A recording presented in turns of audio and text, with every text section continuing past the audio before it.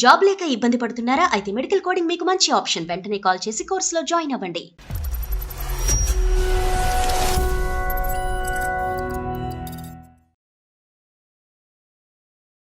More time కావాలి, నాకు ఎక్కువ టైం కావాలి, నాకంటూ ఫీలింగ్స్ ఉంటాయి, షేర్ చేసుకోవాలనే దాని మీద ఎక్కువగా తను ఫైట్ చేస్తుంది మేడం. కాదు, మీ టైమింగ్స్ చెప్తే మాకు కొద్దిగా క్లారిటీ వస్తుంది.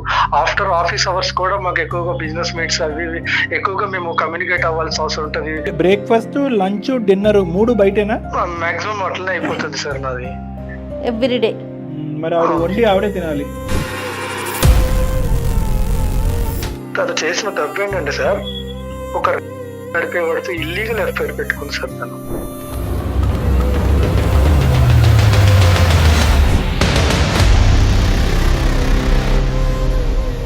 అంత ఆధారాలతోనే మీరు మాట్లాడుతున్నారు ఈ రోజు మాతో. అవును సార్, తను ఒప్పుకుంటుంది సార్. నువ్వు నాకు నన్ను కేర్ చేయనప్పుడు నువ్వు నాకు అవసరం ఏంటి అని అంటుంది సార్. ఏం చెప్పాలి చెప్పండి సార్. కలికాలం భయం, నిజంగానేనండి, భయం వేస్తుంది కదా. చాలా అండి. క్వశ్చన్ చేస్తే సార్, నేను సూసైడ్ చేసుకుని చచ్చిపోతాను, నీ పేరు రాస్తానని చెప్పి బెదిరిస్తుంది సార్. కౌన్సిలింగ్ మార్పు ఆ అమ్మాయికి కాదు, కౌన్సిలింగ్ మార్పు మీకు రావాలి. మెట్టు దిగండి, మరీ దిగజారిపోకండి. ఫోన్ కలపండి.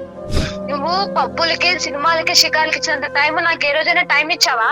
నాకు అవన్నీ ప్రొఫెషనల్ మీటింగ్స్. నా పర్సనల్ గా ఊరేగటానికి నేను ఎక్కడికి వెళ్ళలేదు. కానీ నువ్వు చేసింది ఏంటి? నీ భర్త నీతో పాటు టైం స్పెండ్ చేయాలని ఉండటం అనేది కరెక్టే. అంత మాత్రాన ఈ రాంగ్ ఫ్రెండ్షిప్స్ బిల్డప్ చేసుకుని వెళ్ళిపోవటమేనా? దాన్ని నువ్వు సమర్థించుకుంటున్నావా? డబ్బు డబ్బు అనుకున్నావు, డబ్బులోనే ఉండాలి. ఎందుకు మాలాంటి జీవితాలు కట్నాలు తీసుకుని, ఎందుకు అమ్మాయిల జీవితం నాశనం చేయడం ఎందుకు సార్? పప్పను, కూరను ఎక్కడి నుంచి వస్తున్నాయమ్మా? అది ఏమన్నా మీ ఎదురింటోళ్ళు పక్కింటోళ్ళు ఇస్తున్నారా? చెప్పాను సార్, నేను గొడ్డు కారం తింటా కానీ నాతో టైం స్పెండ్ చేయి. గొడ్డు కారం తిన్నప్పుడు తెలుస్తుంది. ఎప్పుడన్నా తిన్నావా గొడ్డు కారం?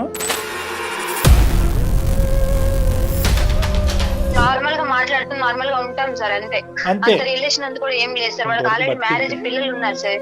నాతో టైం స్పెండ్ చేస్తారు, నన్ను అర్థం చేసుకుంటున్నాను. అండర్స్టాండింగ్ ఉంది కాబట్టి ఉంటున్నాను సార్ నేను. ఒక్కసారి ఆలోచించుకోరు, ఏం తప్పు చేశాను ఏడ్చి మాటలు చెప్పినంత మాత్రం నీ మనసు కరగదులే. నీ మనసు ఎలాంటిదో మాకు తెలుసులే. కానీ దీప్తి, ఒకే ఒక మాటమ్మా, అతను ఎలా మారుతాడు, ఎంత నీ టైం స్పెండ్ చేస్తాడు అనేటటువంటిది తర్వాత మాట్లాడదాం. నువ్వు చేసింది ముమ్మాటికి తప్పా కాదా? తప్పే సార్, తప్పు.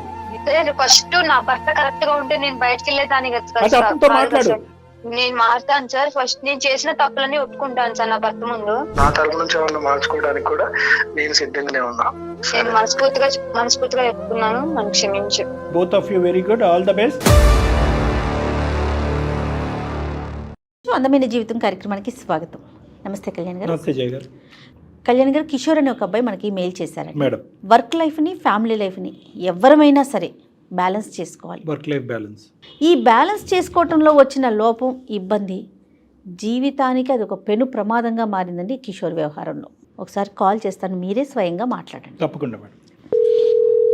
అంటే చాలా రెగ్యులర్గా వింటున్నామండి ఇష్యూస్. హలో. హలో, ఎవరండి?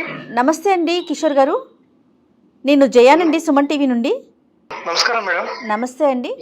అదే మీరు పెట్టిన మెయిల్ గురించి నేను డాక్టర్ కళ్యాణ్ గారితో చెప్పాను. నాతో పాటు డాక్టర్ గారు కూడా ఉన్నారు, ఒకసారి మాట్లాడతారా? చెప్పండి కిషోర్ గారు, మీ ప్రాబ్లం ఏంటి?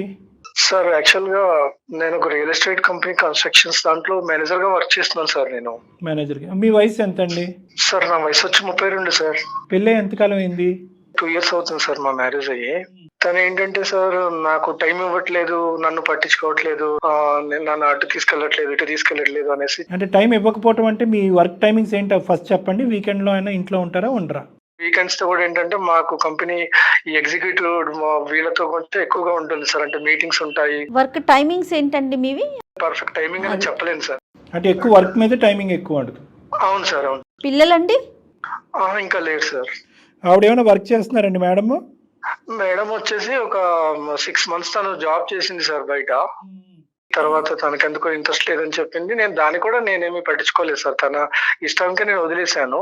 అంటే ఇప్పుడు టైం స్పెండ్ చేయకపోవటం అంటే ఏంటి అర్థం? అంటే తనకి ఏం కావాలో చూస్తున్నాను, తన కేర్ తీసుకుంటున్నాను, తనకి ఏం అవసరం బాగానే చూసుకుంటున్నానని నేను అనుకుంటున్నాను సార్. కానీ నాకు స్పెసిఫిక్ గా నాకు టైం ఇవ్వట్లేదు, నన్ను బాగా చూసుకోవట్లేదు. అనుకుంటే సరిపోదు కదా, ఆవిడ అనుకోవాలి కదా. అంటే తనేమి ఎక్స్పెక్ట్ చేస్తుంది, మీరేమి ఇవ్వగలుగుతున్నారు? అంటే తను ఎక్స్పెక్ట్ చేసేది ఏంటంటే సార్ మోర్ టైం కావాలి, నాకు ఎక్కువ టైం కావాలి, నాకంటూ ఫీలింగ్స్ ఉంటాయి, షేర్ చేసుకోవాలనే దాని మీద ఎక్కువగా తను ఫైట్ చేస్తుంది మేడం. ఇప్పుడు 2 years పాటు మీరు జరిగినటువంటి ప్రయాణంలో నేను కష్టపడుతున్నాను, అన్ని సదుపాయాలు నువ్వు అడగకముందు నీకు ఇస్తున్నాననే ఆలోచన మీదే ఉన్నారు, కానీ అసలు ఆ అమ్మాయికి ఏం అవసరం, ఆ అమ్మాయి ఏం కోరుకుంటుంది అనేది డిస్కస్ చేసే అంత టైం కూడా మీకు లేదు. కానీ మీరు ఇచ్చేది సరిపోతుందా, మీరు ఇచ్చింది కాకుండా ఇంకా ఏమైనా కోరుకుంటుందా అన్నది కూడా పసిగట్టలేనంత బిజీగా మీరు అయిపోయారు.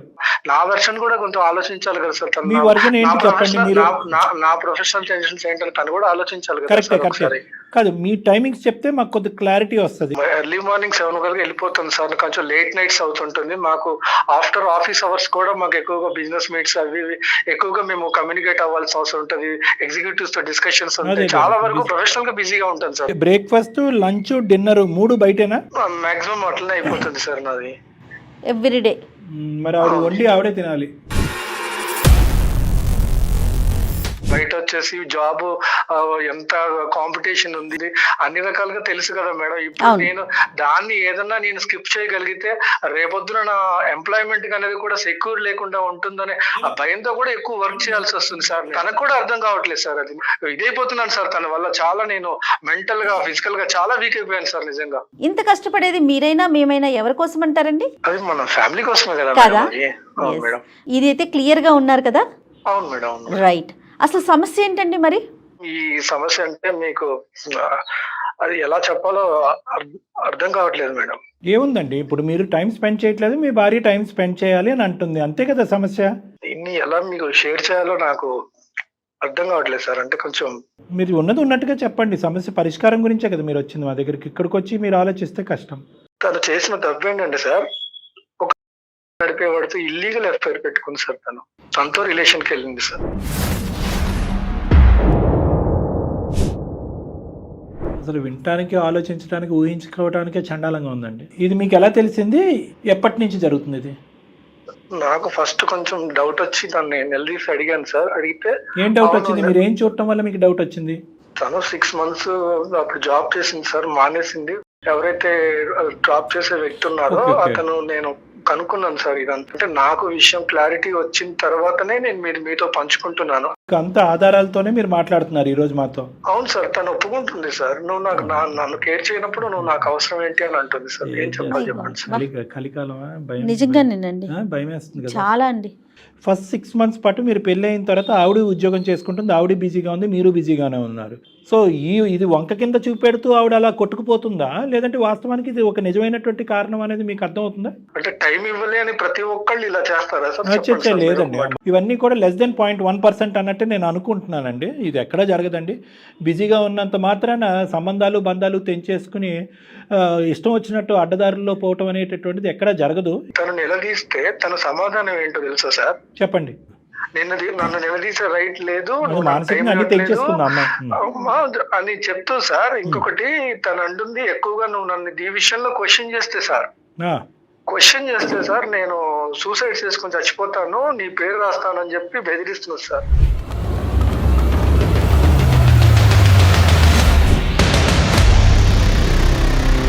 వాస్తవం చెప్పాలంటే సార్, తన కోసమే నేను కష్టపడే సార్. తను బాగుండాలని నేను పని చేసేటప్పుడు తను ప్రాణం తీసుకొని నా పేరు రాయటం ఏంటి సార్?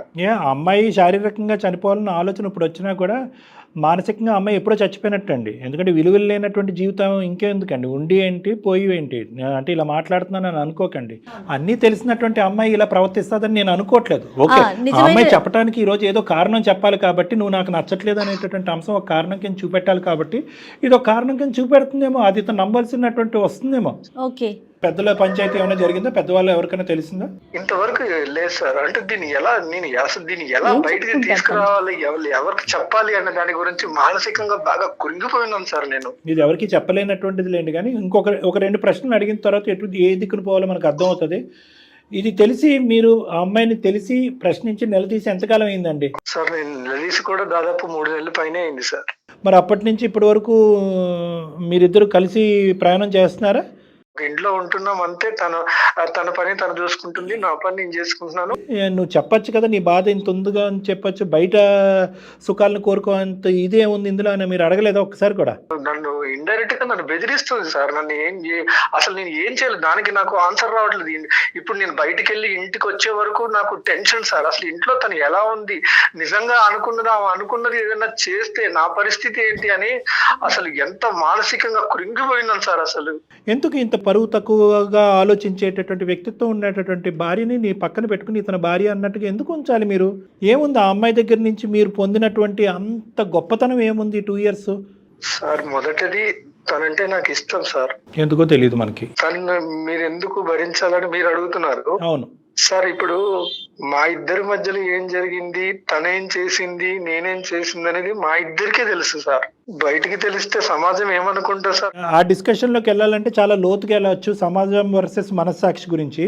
సర్లేండి, ఇప్పుడు మీకు ఆవిడంటే ఇష్టం, సమాజం అంటే కనుక ఇలాంటివి తీసుకెళ్తే చేతకాని మొగుడు అనేటటువంటి పరువు పోద్దు అనేది ఒక ఆలోచన మీకు ఉంది. ఏదో సమాజాన్ని వచ్చి ఈవిడ్ని బాగు చేయమనండి, కౌన్సిలింగ్ ఇచ్చి బాగు చేయమనండి ఈవిడ్ని. మీరేమి ఎక్స్పెక్ట్ చేస్తున్నారు ఇప్పుడు? డాక్టర్ గారిని ఏం మాట్లాడమంటారు? అసలు మాట్లాడమంటారా లేదంటే నిర్ణయం మేము ఏం చెప్తే అది చేయాలని మీరు అనుకుంటున్నారా? సార్, మీకు మెయిల్ చేసిన ఉద్దేశమే సార్, నాకేదన్నా రిలీఫ్ వస్తుంది అని నేను ఆశించే చేశాను మేడం మొదటగా. కరెక్ట్.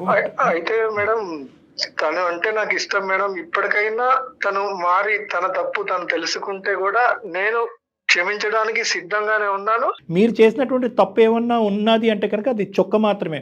ఆ అమ్మాయి చేసినటువంటి తప్పు ఒక గీత లాంటిది. సో ఈ రెండిట్లకి చాలా డిఫరెన్స్ ఉంది. ఫస్ట్ అది మెంటల్గా తీసేసేయండి. ఈరోజు మేము మిమ్మల్ని అడిగే ప్రశ్న ఏంటంటే, మా సలహా మీకు ఇచ్చేస్తే ఫోన్ పెట్టేయచ్చా లేదా భార్యతో కూడా మాట్లాడాలా? అసలు దాన్ని ఎలా తీసుకోవాలో నాకు అర్థం కావట్లేదు. కానీ మీరు మాత్రం ఒక్కసారి మీరు మాట్లాడి మీరు ఏదన్నా చేయగలిగితే నాకు ఏదన్నా చేయండి సార్. అది మాత్రం నేను ఆశించేది అదే. కిషోర్ గారు అనేది ఏంటంటే, మళ్ళీ తను యాక్సెప్ట్ చేయడానికి రెడీగా ఉన్నారు. ఆ అమ్మాయి మనసు మార్చుకొని ఇక మీదట ఇది జరగదు, రిపీట్ కాదు అంటే గనక ఆయన యాక్సెప్ట్ చేయడానికి రెడీగా ఉన్నారు. అంతేనండి? అవును మేడం. మీరు చెప్పినటువంటి కారణానికైతే కనుక 99% ఆఫ్ ద కేసెస్లో నేను జయ గారు ఎందుకు వచ్చిన పాపం అయ్యా, ఎందుకు వచ్చిన భారం వదిలేయ్యా అని చెప్తాం. కానీ కేవలం ఒకే ఒక మాట మీరు అన్నారు ఏంటంటే, నా భార్యను నేను ప్రేమిస్తున్నాను అని అన్నారు కాబట్టి మీలో ఆల్రెడీ ఆ క్షమాగుణం ఉంది కాబట్టి ఆ అమ్మాయి ఏమన్నా మార్పులు చేర్పులు చూపెడుతుందేమో ఒకసారి గమనిద్దాం. లేదు ఇప్పటికి కూడా ఆ అమ్మాయి బ్లేమ్ గేమ్ ధోరణిలోనే నువ్వు బిజీ మెంటాలిటీ కాబట్టి నేను బిజీ అవుతాననే మెంటాలిటీలో ఈ అమ్మాయి మాట్లాడితే మాత్రం కౌన్సిలింగ్ మార్పు ఆ అమ్మాయికి కాదు, కౌన్సిలింగ్ మార్పు మీకు రావాలి. ఆ విధంగా ఓపెన్ ఎండెడ్గా ఇస్తేనే మేము ఆ అమ్మాయితో మాట్లాడతాం. మెట్టు దిగండి, మరీ దిగజారిపోకండి, ఫోన్ కలపండి. మీరు ఒకసారి ఆవిడతో మాట్లాడి మేము ఉన్నామని చెప్పి మాకు అంటే డాక్టర్ గారికి అప్పచెప్పండి అండి, మాట్లాడతారు. సరే మేడం. రైట్. దయచేసి లైన్ లో వేచి ఉండండి. బిజీ ప్రతి ఒక్కరూ ఉంటాం. మీరు అన్నారు చూడండి, ఒక క్వాలిటీ టైం అనేది ప్రతి ఒక్కరం ఇవ్వాలి. అందుకోసం ఆవిడ తీసుకోవాల్సిన నిర్ణయం అయితే ఇది కాదు కదా కళ్యాణ్ గారు. హలో హలో దీప్తి, చెప్పు. ఎందుకు కాల్ చేసావు నాకు? అలా మాట్లాడితే ఎలా? నేను చెప్పాను కదా నీతో నేను మాట్లాడనని చెప్పేసా, ఇంకా అక్కడితో కథం. ఇంకా నాకు మాత్రం ఫోన్ చేయక నాతో మాట్లాడుకో. నేను ఏమన్యాయం చేశాను చెప్పు. ఏమన్నాయని చేసావేంటి? నేను చెప్పాను కదా ముందే నీకు. నువ్వు చేసిన తప్పు ఇంకొకళ్ళు ఎవరైతే వేరే వాళ్ళు ఎవరు క్షమించే వాళ్ళు కాదు, నీతో మాట్లాడే వాళ్ళు కాదు. తప్పు కాదా? ఎన్నిసార్లు నీకోసం ఎంత ఘనంగా వెయిట్ చేశాను. ఏ రోజైనా నాకు టైం ఇచ్చావా? నా లైఫ్ తో నువ్వు ఆడుకుంది నువ్వు. నీకు జాబ్, నీకు శాలరీ, నీకు డబ్బే కావాలంటే అవసరం పెళ్లి చేసుకోవద్దు. నా లైఫ్ స్పాయిల్ చేసిన చాలు. ఇప్పుడే పెళ్లి చేసుకున్నప్పుడు ఇట్లే ఉన్నావు, రేపొద్దున నా పిల్లలు పుడుతున్న పరిస్థితి ఏంటి? నేను ఎవరి కోసం కష్టపడుతున్నాను? నా భార్య బాగుండాలి, రేపొద్దున పుట్టే పిల్లలు బాగుండాలి, మన లైఫ్ బాగుండాలి, లగ్జరియస్ లైఫ్ రావాలి, అన్ని రకాలుగా బాగుండాలని నేను కోరుకుంటున్నా. తప్పులేదు దీప్తి. అంటే నా వైపు నుంచి అయితే నేను ఎటువంటి నీకు హాని చేయలేదు. నీకు కళ్ళలో కూడా దీప్తికి అన్యాయం చెయ్యాలనేది ఆలోచన కూడా నేను రానివ్వను. నువ్వు పబ్బులకి, సినిమాలకి, షికార్లకి ఇచ్చినంత టైం నాకు ఏ రోజైనా టైం ఇచ్చావా? భార్య ఒకటి ఉందా ఇంట్లో, తల్లిదండ్రులు వదిలిపెట్టి వచ్చింది, నీ కోసం లైఫ్ స్ట్రగ్లింగ్ చేసిన నువ్వు ఎప్పుడైనా ఆలోచించావా? నాకు అవన్నీ ప్రొఫెషనల్ మీటింగ్స్. నా పర్సనల్ గా ఊరేగటానికి నేను ఎక్కడికి వెళ్ళలేదు. కానీ నువ్వు చేసింది ఏంటి?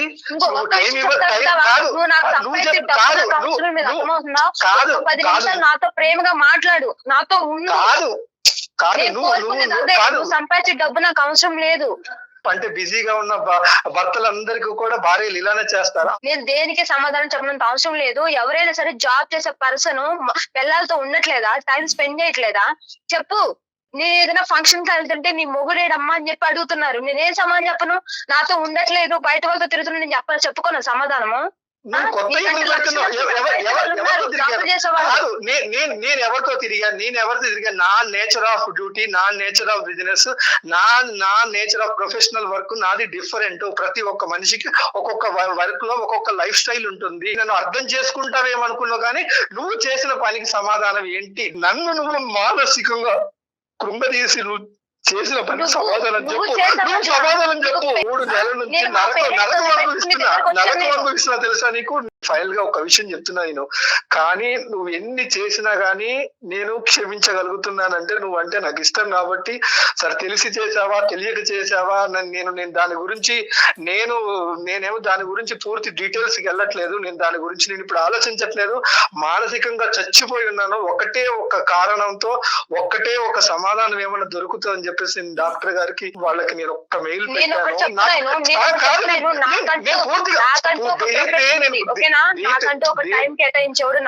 నేను పూర్తిగా చెప్పేది వింటావా లేదా? నేను వాళ్ళకి నేను మెయిల్ చేశాను. వాళ్ళు బ్యాక్గ్రౌండ్ లో కూడా ఉన్నారు. నా కోసం ఒక్కసారి మాట్లాడు. నిన్ను బ్రతిలాడుకుంటున్నా. ఒక్కసారికి మాట్లాడు. దీప్తి నమస్తే అమ్మా. డాక్టర్ కళ్యాణ్ చక్రవర్తి, అందమైన జీవితం. నాతో పాటు సీనియర్ హోస్ట్ ఉన్నారు జయ గారు. నమస్తే సార్. నమస్తే జయ గారు. తెలుసమ్మా? తెలుసు సార్. నమస్తే అమ్మా దీప్తి.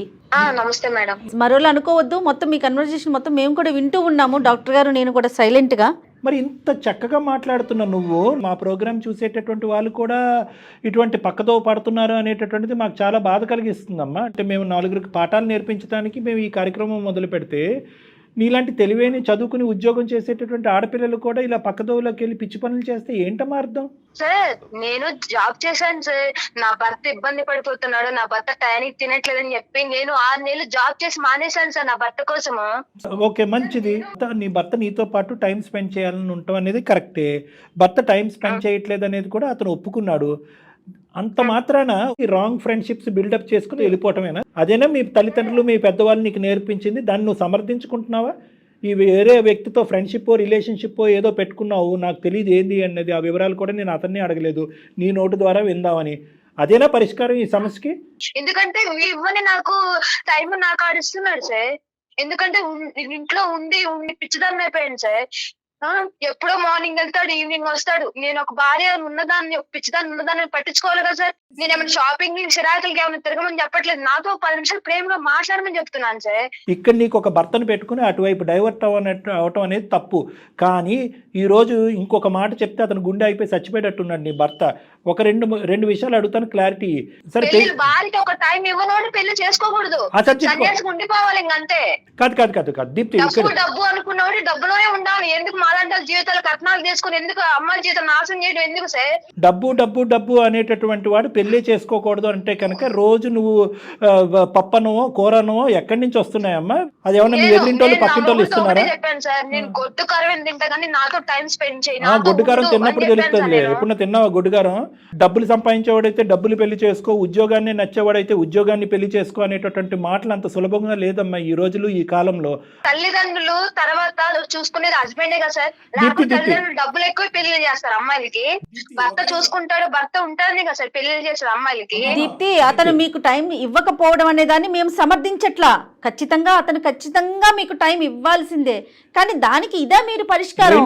ఇది 2 చాప్టర్స్ కింద మాట్లాడుకుందాం. కొద్ది కూల్ డౌన్ అవ్వమ్మా. ఎందుకంటే ఇది నలుగురు ముందు పెట్టేటటువంటి పంచాయతీ కాదు. మీ తల్లిదండ్రుల వరకు వెళ్ళలేదు, అతని తల్లిదండ్రుల వరకు వెళ్ళలేదు. ఇది అందమైన జీవితం అనేటటువంటి ఈ వేదిక మీదే ముగించాలి అనే మంచి ఉద్దేశంతో మేము ఇక్కడ మాట్లాడుతున్నాం. 2 కాన్సెప్ట్స్ కింద మాట్లాడుకుందాం. ఒకటి టైం ఇవ్వకపోవటం, రెండోది నువ్వు సో కాల్డ్ సంబంధం పెట్టుకోవటం. ఈ 2 వేరే అంశాలు. టైం కేటాయించకపోవటం వల్ల సంబంధాలు పెట్టుకోవాలి అనుకుంటే ప్రపంచంలో ఒక్క కుటుంబం కూడా సవ్యంగా ఉండదు. ఎవరైతే కనుక నిన్ను ఎక్కించుకుని ఆఫీసులో దింపేటటువంటి ఒక వ్యక్తితో నువ్వు ఒక కనెక్షన్ పెట్టుకోవటం అనేది కరెక్టా అని మేము అడుగుతున్నాం. చేయకూడనటువంటి తప్పు ఏమన్నా చేసావా? నార్మల్ గా మాట్లాడుతూ నార్మల్ గా ఉంటాం సార్, అంతే. రిలేషన్ అంతా కూడా ఏం లేదు సార్. వాళ్ళకి ఆల్రెడీ మ్యారేజ్, పిల్లలు ఉన్నారు సార్. నాతో టైం స్పెండ్ చేస్తున్నారు, నన్ను అర్థం చేసుకుంటున్నారు, అండర్స్టాండింగ్ ఉంది కాబట్టి ఉంటున్నాను సార్ నేను. మీ ముందే ఇట్లా మాట్లాడుతుందంటే సార్ నా ఇంట్లో ఒక్కడున్నప్పుడు పరిస్థితి ఏందో మీరు ఒక్కసారి ఆలోచించండి సార్. నువ్వు నంగనాచి మాటలు మాట్లాడుకో, అర్థమవుతుందా? నేను ఎన్ని రోజుల నుంచి నేను నరకం అనిపిస్తున్నాను ఇంట్లో నాకు తెలుసు. నువ్వు నరకం చూసావా నేను నరకం చూసాను అనేది నా అంతరాత్మకి తెలుసు, పైన భగవంతుడికి తెలుసు, గుర్తుపెట్టుకో. నీ అంతరాత్మకి సమాధానం చెప్పు, నీ అంతరాత్మకి సమాధానం చెప్పు చాలు. నువ్వేం చేసావో ఇన్ని రోజులు నీ గురించి నేను టార్చర్ అనిపించానో నాకు తెలుసు. టార్చర్ అనిపించావు ఏం చేశాడమ్మా?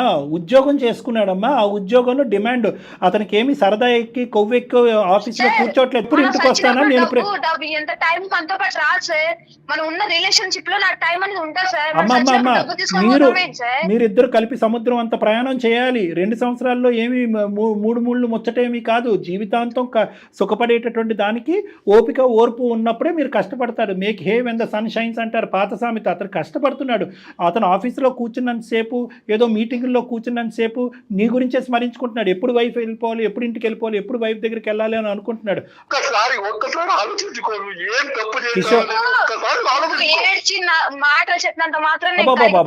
నీ మనసు కరగదులే. నీ మనసు ఎలాంటిదో మాకు తెలుసులే. కానీ దీప్తి ఒకే ఒక మాట ఇదే. కానీ ఈరోజు కిషోర్ కాకుండా నువ్వు మాకు ఈమెయిల్ పెట్టుంటే, ఏమని ఈమెయిల్ పెట్టుంటే, సార్ మేము చాలా బిజీగా ఉంటున్నాడు మా భర్త, ఒక క్షణం కూడా నాతో టైం స్పెండ్ చేయడానికి లేదు, పని ఉద్యోగం డబ్బులు అనుకుంటూనే తిరుగుతున్నాడు, నా మొగుడు నాతో టైం స్పెండ్ చేయకపోవటం వల్ల నేను మనస్తాపం చెందాను, బాధపడ్డాను, డిప్రెషన్లో ఉన్నాను, ఒక్కసారి ఫోన్ చేసి నా భర్తతో మాట్లాడి నా భర్తను నాతో టైం స్పెండ్ చేసేటటువంటి విధంగా ఉంటుంటే కనుక నీకు 4 కొబ్బరికాయలు కొట్టి దండం పెట్టి అతను మార్చి ఇచ్చి ఉండేవాళ్ళం. కానీ అతను పద్ధతి కరెక్ట్గా లేదు అని చెప్పి నీకు నువ్వుగానే నిర్ణయాలు తీసేసుకుని మీ నాన్న బిజీగా ఉన్నాడని చెప్పి మీ అమ్మ నిర్ణయం తీసుకుంటే ఎలా ఉంటుందమ్మ? ఇదంతా వ్యవస్థ ఏమైనా నిలబడుతుందా? సంసారాలు కాపరాలు ఏమైనా నిలబడతాయా? మీ అమ్మ నాన్నలు పిలువు, మీ ఊరు ప్రజలందరినీ పిలువు. ఎవరైనా కూడా ఈరోజు కిషోర్ చేసేటటువంటిది తప్పు అని ఎవరు అనరు. నీ అంతరాత్మకు తెలుసు కిషోర్ తప్పు చేయలేదు అని చెప్పి. ఇప్పుడే కష్టపడాలి అనే ఆలోచనతో వెళ్ళినటువంటి వ్యక్తులు తప్పు కాదు. డ్యూటీలు ఉద్యోగాలు ఉదయం 7 నుంచి సాయంత్రం 7 వరకు కష్టపడేటటువంటి మగాళ్ళు ఎవరు కూడా పెళ్లిళ్ళు చేసుకోకూడదా? ఇది నువ్వు ఒక కొత్త గ్రంథం రాస్తున్నావా? ఇందాకటి నుంచి నేను అదే మాట అడుగుతున్నాను, మళ్ళీ నేను చెప్తున్నాను. అంత వాదించవలసినటువంటి అవసరం లేదు. ఏంటి ఇందాకటి నుంచి నువ్వు బెదిరిస్తున్నావు ఏంటి? అతని పేరు రాసి చచ్చిపోతానంటే రాసి చచ్చిపోవమ్మా. ఎవరు వద్దన్నారు? ఏమని రాస్తావు? అందులో ఏమని రాస్తావు? ఏం కథ రాద్దాం అనుకుంటున్నావు? ఏం టార్చర్ పెట్టాడు? అదే వివరించాలి కదా. నువ్వు టార్చర్ అంటే ఏ విధంగా హింస పెట్టాడు, ఏ విధంగా టార్చర్ పెట్టారు?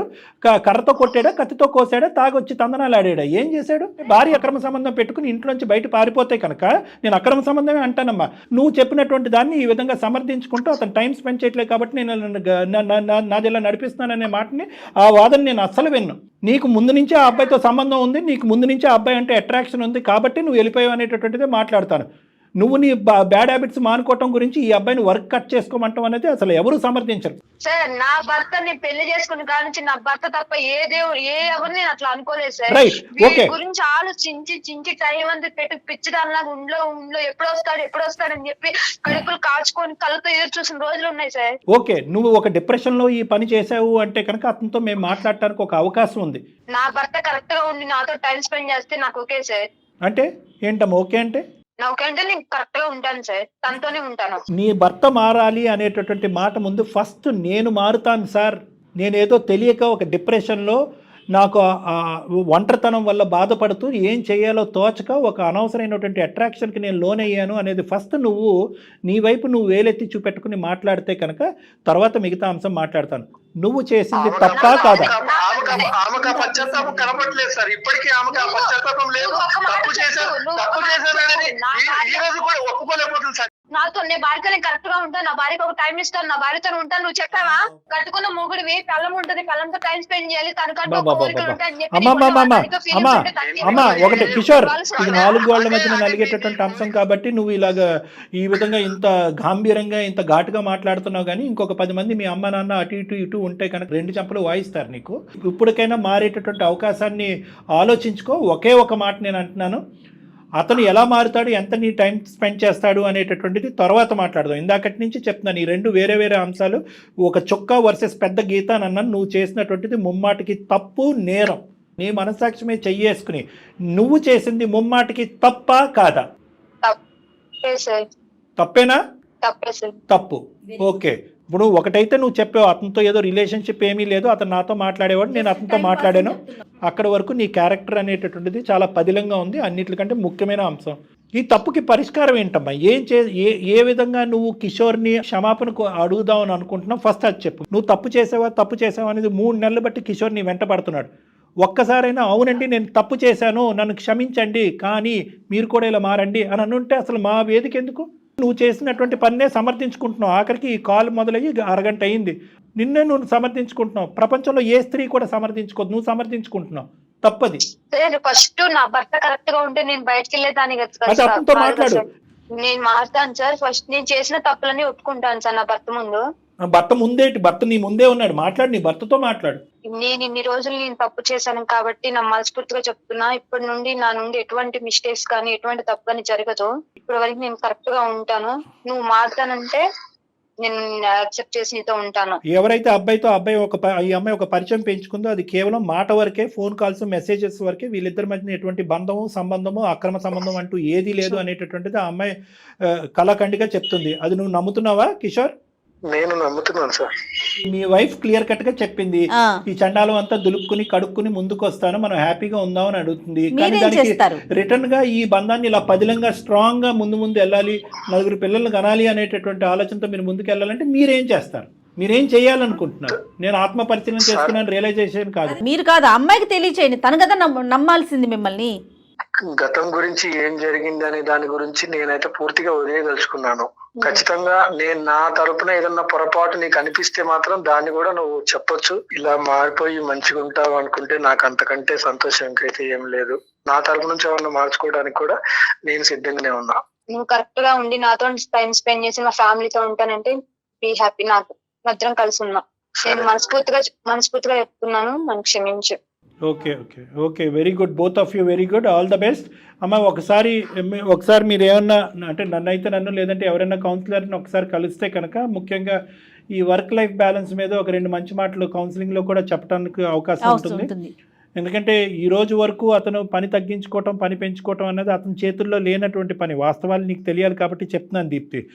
ఒక అంశం పరిగణలోకి వచ్చింది కాబట్టి అతనికి ఇంకో దిక్కుతోచనటువంటి పరిస్థితిలో స్టెప్ డౌన్ అవుతున్నాడు. అతను ఏమి ఆ సంస్థకి యజమాని ఏమీ కాదు. అలాంటి 10 సంస్థలు ఏమి అతని చేతుల్లో రావు. రేపటి నుంచి నేను ఇప్పటి వరకు రాత్రి 9ంటికి వెళ్ళేవాడిని, ఈ రోజు నుంచి 5ంటికి వెళ్తానంటే వాళ్ళు ఉద్యోగాలను తీసేస్తారు. సో కాబట్టి ఏంటంటే ప్రాక్టికాలిటీ ఆఫ్ ద సిచ్యువేషన్ కూడా నువ్వు అర్థం చేసుకోవాలి. మీరిద్దరూ అది నా దగ్గర నుంచి వినాలి అనుకుంటే 1-2 సార్లు మీరిద్దరు కలిసి నా దగ్గర రండి, అది కూడా నేను మీకు సూచిస్తాను. ఓకేనమ్మా? రైట్ దీప్తి అండి కిషోర్ గారు. ఆల్ ద బెస్ట్ అమ్మా. నిజంగా భయపడ్డాను జయ గారు, ఇది ఇంకో విధంగా ఎండ్ అవుతుందేమో అని చెప్పి. అంటే అంతా అయిపోయిందని అనుకున్నాను. రైట్, ఎనీహౌ ఒకసారి మీ దగ్గర కౌన్సిలింగ్ వస్తే మీరు ఏదైతే చెప్తున్నారో వర్క్ లైఫ్ ది అది మాత్రం కొంచెం క్లియర్ గా చెప్పండి కళ్యాణ్ గారు. నమస్తే.